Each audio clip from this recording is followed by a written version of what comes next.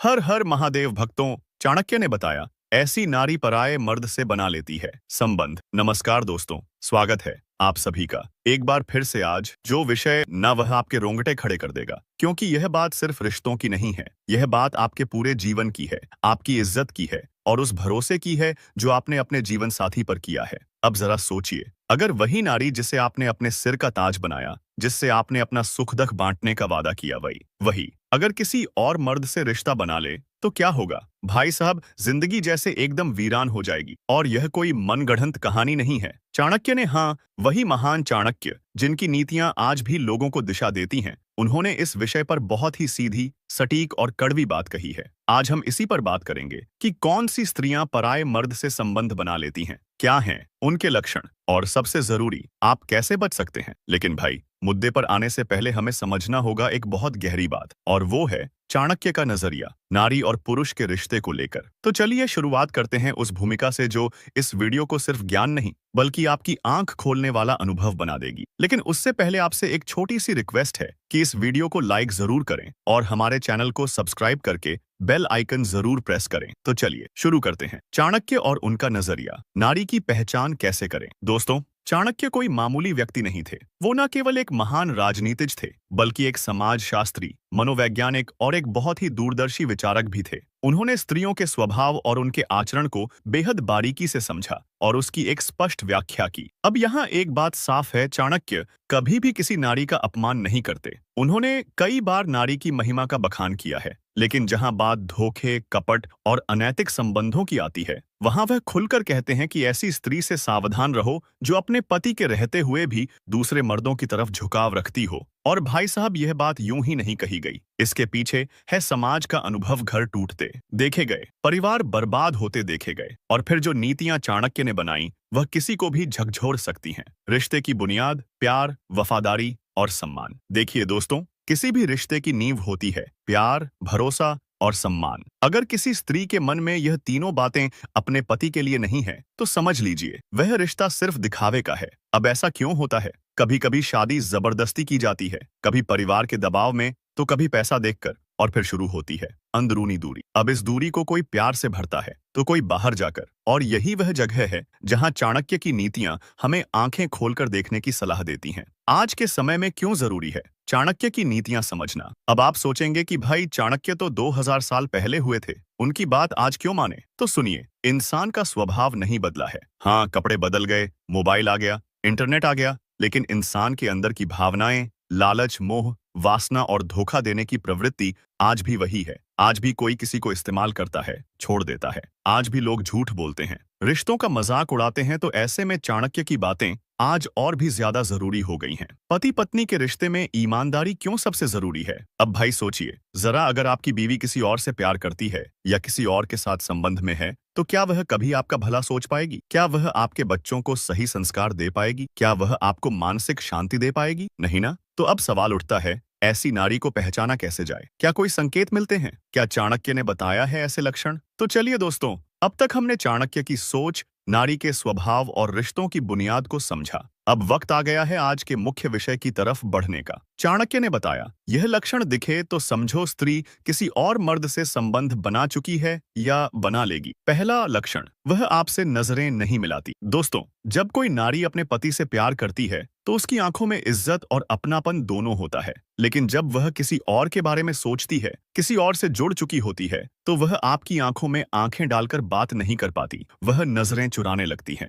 चाणक्य ने कहा, जो स्त्री अपने पति से आंख मिलाकर बात ना करें, वह या तो कुछ छिपा रही है या उसके मन में कपट है। दूसरा लक्षण, वह आपके छूने से कतराने लगे। आप अपनी पत्नी के पास जाएं, उसे प्यार से छुएं और वह आपसे दूर हट जाए, या बार बार कोई बहाना बनाए कि थकी हूं, अब नहीं, या मूड नहीं है, तो समझ लीजिए यह सिर्फ थकावट नहीं है, मन का रुझान कहीं और है। तीसरा लक्षण, फोन की दुनिया में खो जाना। आजकल हर इंसान मोबाइल में बिजी है, लेकिन जब कोई स्त्री हर समय फोन में बिजी हो, बार बार स्क्रीन छिपाए, पासवर्ड बदल दे और आपको देखने ही ना दे, तो यह एक बहुत बड़ा रेड सिग्नल है। चाणक्य भले ही मोबाइल के जमाने में नहीं थे, लेकिन उन्होंने लिखा है, जो स्त्री घर के अंदर होते हुए भी छिपकर बात करें, वह अपने पति से वफादार नहीं होती। चौथा लक्षण, वह आपकी तुलना दूसरों से करने लगे। देखो ना शर्मा जी, अपनी बीवी को यूरोप घुमा लाए। वह पड़ोसी कितना हैंडसम है। काश तुम थोड़े स्मार्ट होते। जब भी कोई स्त्री बार बार अपने पति की तुलना किसी और मर्द से करने लगे, समझ लीजिए उसकी आंखों में अब कोई और बस चुका है।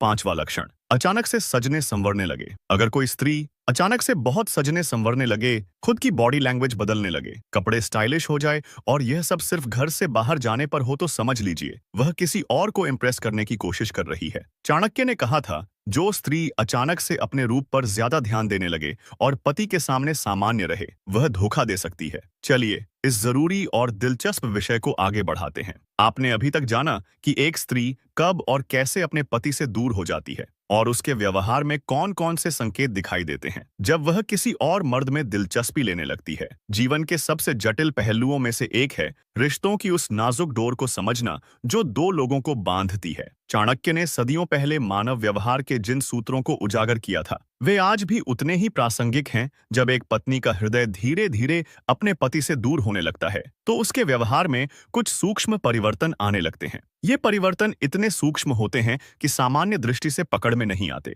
लेकिन यदि सजग नजर से देखा जाए तो ये स्पष्ट हो जाते हैं। घर जो कभी उसके लिए सबसे प्यारी जगह हुआ करती थी, अब उसे एक बोझ लगने लगती है। वह घर के कामों में रुचि खोने लगती है। रसोई जहां कभी उसकी रचनात्मकता की अभिव्यक्ति का स्थान था, अब एक अनिवार्य कार्य बन जाता है। बच्चों की देखभाल जो पहले उसके लिए सहज आनंद का स्रोत थी, अब एक झंझट लगती है। चाणक्य ने ठीक ही कहा था कि जब किसी स्त्री का मन घर से उचट जाए, तो समझ लेना चाहिए कि उसकी रुचि कहीं और है। यह कोई एकाएक होने वाली घटना नहीं है, बल्कि एक क्रमिक प्रक्रिया है जो धीरे धीरे विकसित होती है। विवादों की आवृत्ति बढ़ जाती है, छोटी छोटी बातों पर तीखी प्रतिक्रिया, बिना कारण के मनमुटाव और लगातार असंतोष की भावना, ये सभी किसी गहरी समस्या के लक्षण हैं। पति अक्सर स्वयं को दोषी मानने लगता है, अपने आप से प्रश्न करता है कि कहीं उससे कोई भूल तो नहीं हुई। परंतु वास्तविकता यह होती है कि जब किसी स्त्री का मन कहीं और लगा होता है, तो वह अचेतन रूप से अपने पति से दूरी बनाने के लिए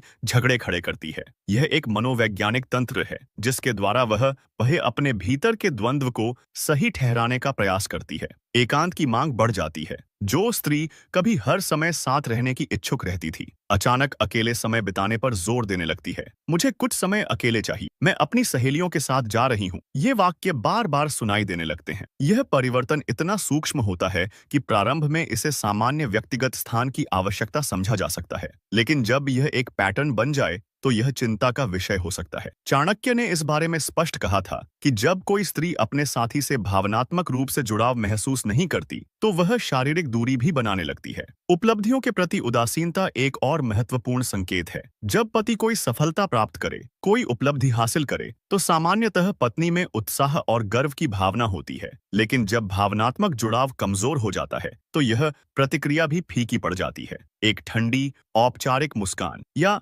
अच्छा हुआ जैसा सरसरी प्रतिसाद ही मिलता है। चाणक्य ने इस बारे में गहरी अंतर्दृष्टि दी थी कि जब कोई स्त्री अपने पति की उपलब्धियों में सच्ची खुशी नहीं दिखाती, तो यह उसके हृदय में बसे भावनात्मक अलगाव का संकेत है। सजने संवरने के तरीके में परिवर्तन भी एक स्पष्ट संकेत हो सकता है। जब कोई स्त्री घर पर पति के सामने बिना श्रृंगार के रहती है, लेकिन बाहर जाते समय असामान्य रूप से सज धज कर तैयार होती है, तो यह प्रश्न खड़ा करता है। चाणक्य ने इस बारे में चेतावनी दी थी कि जब कोई स्त्री अपने पति के लिए सजना बंद कर दे और दूसरों के लिए विशेष सजावट करने लगे, तो यह उसके मनोभावों में परिवर्तन का संकेत है। अब प्रश्न उठता है कि ऐसी स्थिति में क्या किया जाए। चाणक्य ने केवल समस्याएं ही नहीं बताई, उन्होंने समाधान भी सुझाए हैं। पहला और सबसे महत्वपूर्ण उपाय है संवाद। कई बार सिर्फ बातचीत से ही गहरे मतभेद दूर हो जाते हैं, लेकिन यह संवाद सही तरीके से होना चाहिए। आरोप लगाकर नहीं, बल्कि समझदारी से प्यार से पूछे गए प्रश्न गुस्से भरे सवालों से कहीं अधिक प्रभावी होते हैं। दूसरा महत्वपूर्ण उपाय है स्वाभिमान बनाए रखना। जब कोई व्यक्ति यह महसूस करने लगे कि उसके साथी का ध्यान कहीं और है, तो सबसे पहले उसका अपना आत्मविश्वास डगमगाने लगता है। यह एक खतरनाक स्थिति है, क्योंकि आत्मसम्मान की कमी समस्या को और बढ़ा सकती है। चाणक्य ने जोर देकर कहा था कि जो व्यक्ति स्वयं का सम्मान करता है, वही दूसरों का सम्मान पा सकता है। इसलिए ऐसी स्थिति में स्वयं को कमजोर न पड़ने देना सबसे महत्वपूर्ण है। तीसरा उपाय है सतर्कता। यहाँ सतर्कता का अर्थ हर समय जासूसी करना नहीं है, बल्कि सजग रहना है। व्यवहार में परिवर्तन, सोशल मीडिया गतिविधियों में बदलाव, दिनचर्या में अंतर, ये सभी कुछ संकेत दे सकते हैं। चाणक्य ने सलाह दी थी कि बुद्धिमान व्यक्ति को संकेतों को पढ़ना आना चाहिए, क्योंकि प्रत्येक व्यवहार के पीछे एक कारण होता है। चौथा सुझाव है तथ्यों की खोज। जब संदेह प्रबल हो जाए तो सच्चाई जानने का प्रयास करना चाहिए, लेकिन यह कार्य बहुत सावधानी से करना चाहिए। भावुकता में आकर अंधाधुंध आरोप लगाने से स्थिति और बिगड़ सकती है।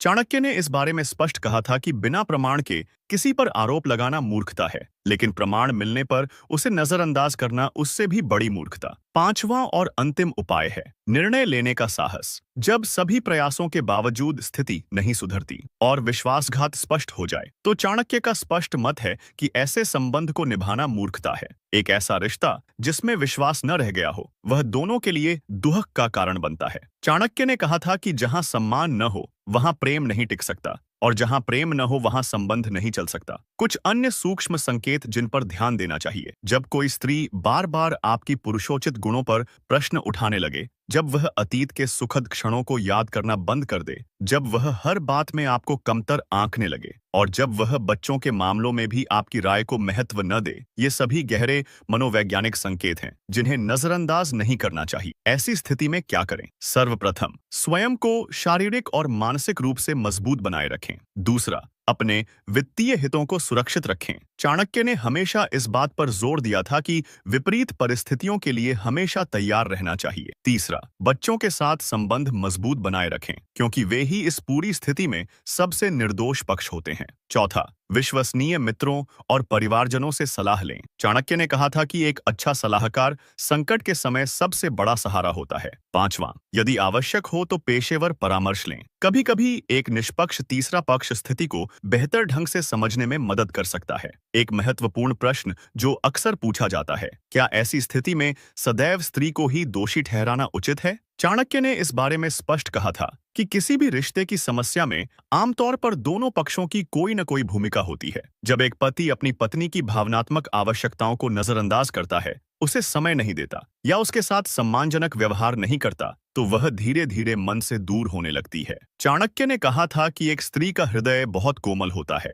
यदि उसे प्यार और सम्मान मिले तो वह किसी भी कठिनाई का सामना कर सकती है, लेकिन यदि उसे उपेक्षा मिले तो वह धीरे धीरे दूर होने लगती है। अंत में यह समझना महत्वपूर्ण है कि यह लेख किसी को दोष देने या आरोप लगाने के उद्देश्य से नहीं है। यह मानवीय संबंधों की जटिलताओं को समझने और उनसे निपटने के तरीके सुझाने का एक प्रयास है। चाणक्य ने कहा था कि जीवन में सबसे कठिन कार्य है मानवीय संबंधों को समझना, क्योंकि हर व्यक्ति अद्वितीय है और हर स्थिति विशिष्ट। लेकिन एक बात निश्चित है, सच्चाई, समर्पण और समझदारी से हर रिश्ते को सुधारा जा सकता है, बशर्ते कि दोनों पक्ष ईमानदारी से प्रयास करें। रिश्ते खून के बंधन से नहीं, बल्कि आपसी समझ से चलते हैं। प्रेम केवल भावनाओं से नहीं, बल्कि विश्वास से पनपता है, और विश्वासघात से नहीं, बल्कि वफादारी से संबंध मजबूत होते हैं। चाणक्य का अंतिम संदेश सरल था, यदि आप चाहते हैं कि कोई आपसे प्रेम करे, तो पहले स्वयं सच्चे बने। यदि आप चाहते हैं कि कोई आप पर विश्वास करे,